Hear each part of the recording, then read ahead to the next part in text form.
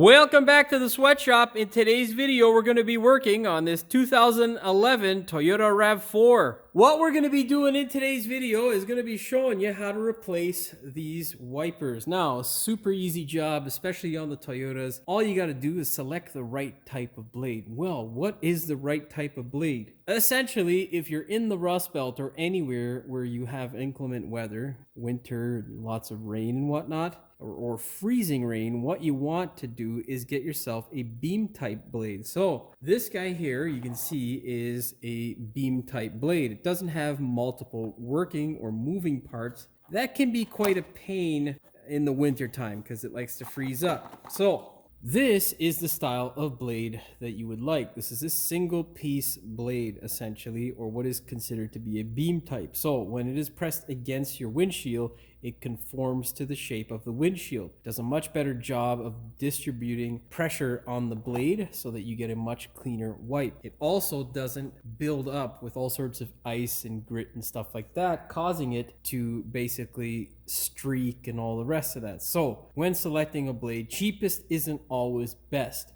Beam or style of blade makes a big difference. Now, I'm pretty sure I have an example here. Yes, I do.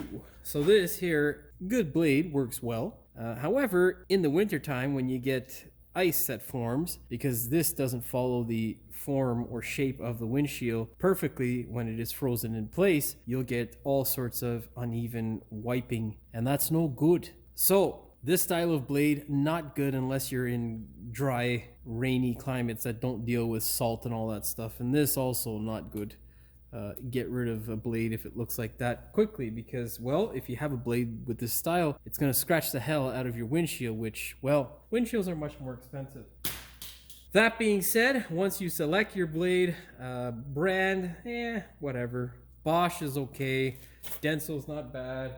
Bosch, depending upon what kind. The Trico, they're okay as well. Depends on what type or level you get. These guys are made in Vietnam, I believe it was. Yeah. Made by my friend Lincoln and his people. Very good. Those guys have some pretty good quality stuff, and this thing will not break the bank, that's for sure. What you want to do is compare it to the blade before you go ahead and change it out. The most common style of wiper blade or hook is a J hook, and that's what we're going to be dealing with today. Now I'm going to go set my camera up, get you guys a nice look. Before you start messing around with your wiper, get a big leather glove or some sort of cushion type material, because one of the biggest mistakes that happens is someone trying to change their wipers and then having to change their windshield because they crack it. Don't be that person. Okay, let's move the camera around.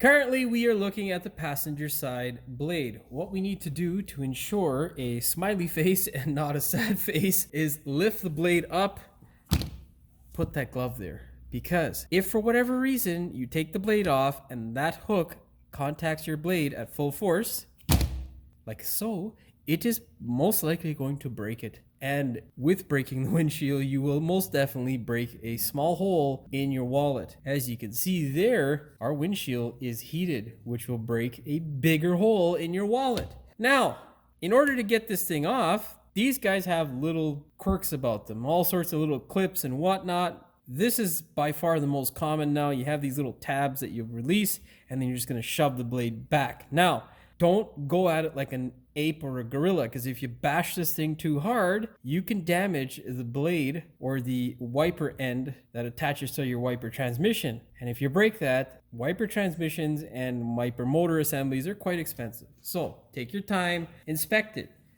You might have a little clip, because you can see here in the J hook, there's that little hole there. You might have a little tab that you can push up or pull down, and that is what you might need to do to remove it. That being said, there's our blade. This is our problem. It's pretty torn there, and that's why it's garbage. Oh wait, what you should do before you toss it on the floor is compare the size. Yeah, look at that, eh? It's good. Now, whenever comparing the size, what you also want to do is compare the position of the brackets. Sometimes they are set farther back or farther forward, and that can be a bit of a pain in the ass. Now, I don't know how to take this apart. This is something new, so let's see if we can figure this out here. Little screwdriver. Yeah, that's all we need. Little screwdriver. And now just simply put your arm in like so, pull it forward, and now lock that guy into place. Viper installation is complete. Now I'm gonna do the other side without rambling so you can see how quickly I actually do it. Of course, we're gonna wait for that piece of junk compressor to cycle. Now, one thing I did forget to mention in the previous clip, make sure you remove that protective plastic cover, because this guy here, well, it will scratch the absolute hell out of your windshield. Now, that being said, let us get started with the repair.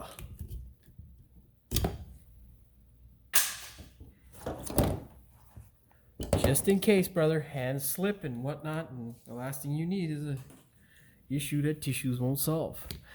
Slide that guy back like so, insert and click, and yeah, that's it. Less than 30 seconds, good to go. Of course, the next step is to make sure you test out your wipers. Don't test them dry. Make sure you test the windshield wet. That being said, make sure they don't collide, they don't hit anything, and yeah, good to go. You have successfully installed wipers.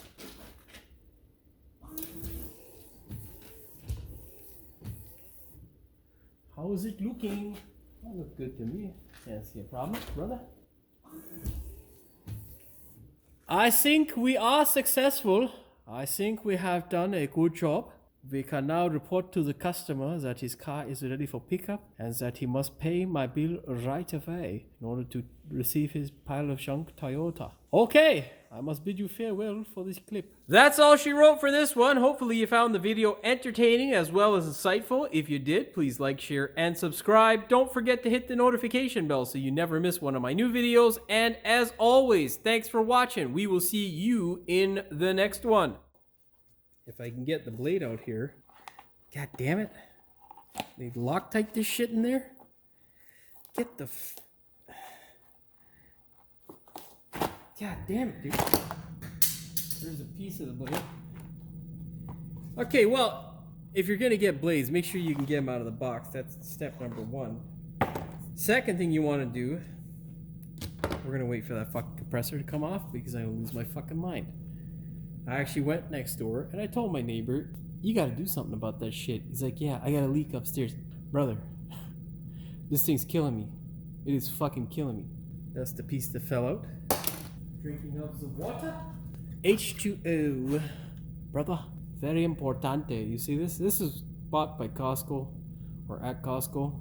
Yeah, at Costco. Well, I guess it was bought by Costco and then sold to me. Best goddamn bottle, I'll tell you. Oh yeah. There's nothing like the good old H2O to lubricate your body, because that's what we fucking run on. Anyhow. Oh, I guess the Vietnamese guy forgot to take this fucking, put this cover on properly. Alright, there we go. Anyhow, as I was saying before I was rudely interrupted by that piece of trash compressor, it's gonna scratch the head out. Well, you can see the old wipers in the background on either side of the car. That's fucking hilarious. Anyhow, oh god, oh. I had a coffee this morning. Bad decision, brother.